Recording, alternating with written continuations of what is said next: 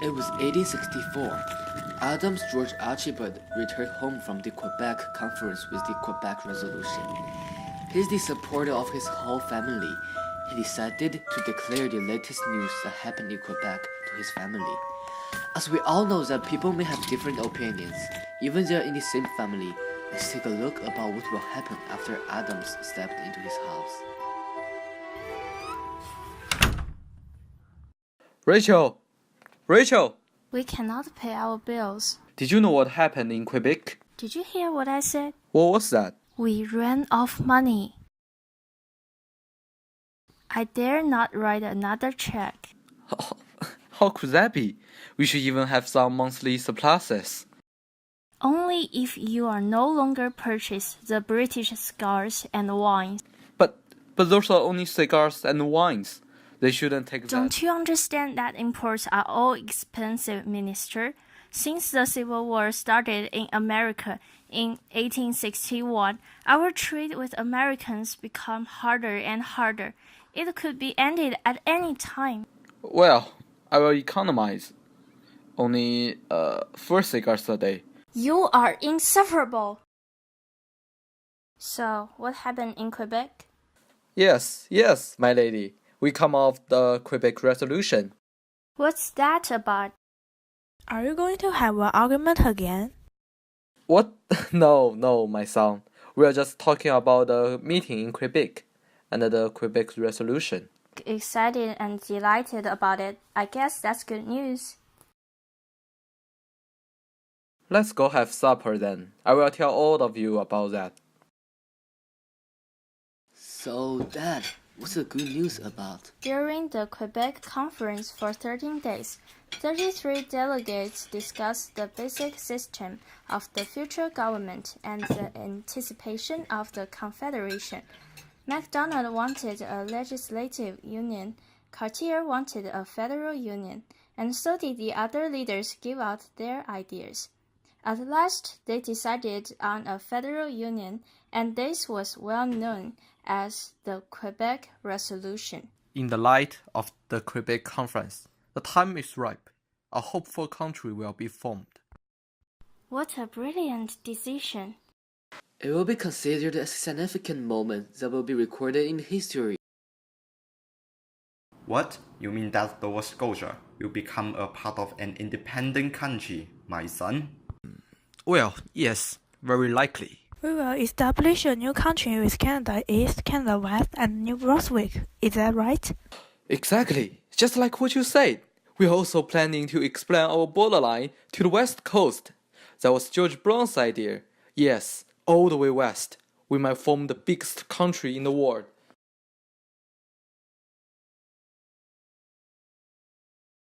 No matter how extensive it will be, we are still a small part of it. Considering the population of Nova Scotia, no doubt that we will lose our influence in the new government. That's why we decided to run as a federal government.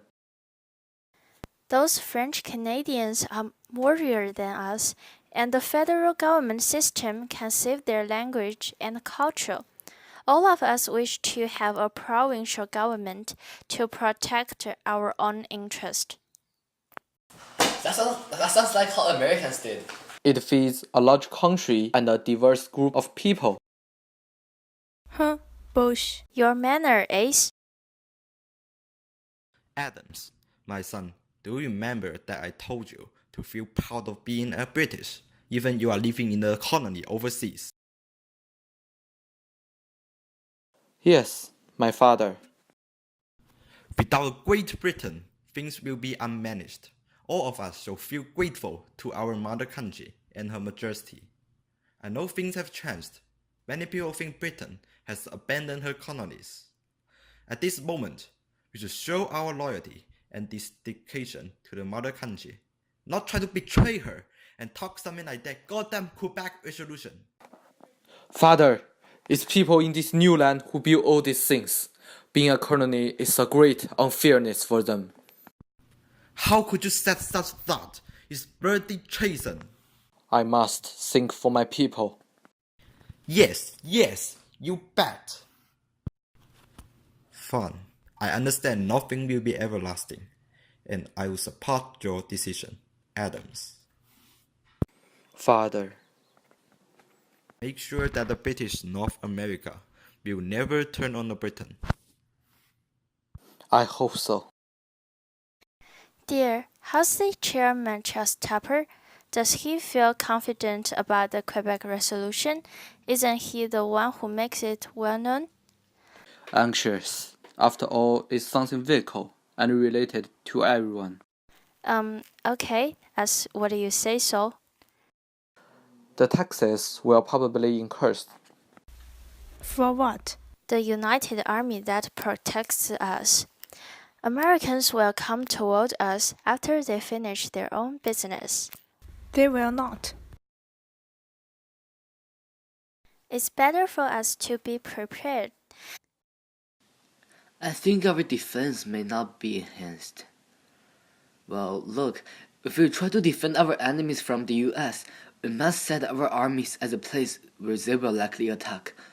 Well, which is Canada West. Americans dare not invade us by the sea. The British Navy will cut them off.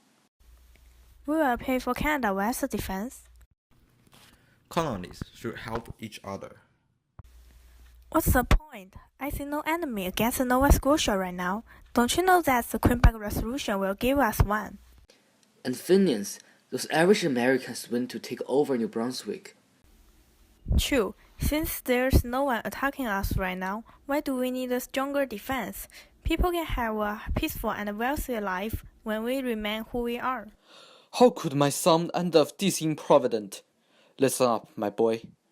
I'm sure that Americans will stop trading with Nova Scotia, maybe 1 year or two. Then, the America and the British North America will both try to force Nova Scotia to join them, maybe in the bloody way. About the Confederation, there must be someone to take the first step. Nova Scotia may become the first one. Christopher Columbus said that you can never cross the ocean unless you have the courage to lose the sight of the shore. My dear family, it's not the ending of an era, but a brand new beginning. Cheers! For the Confederation!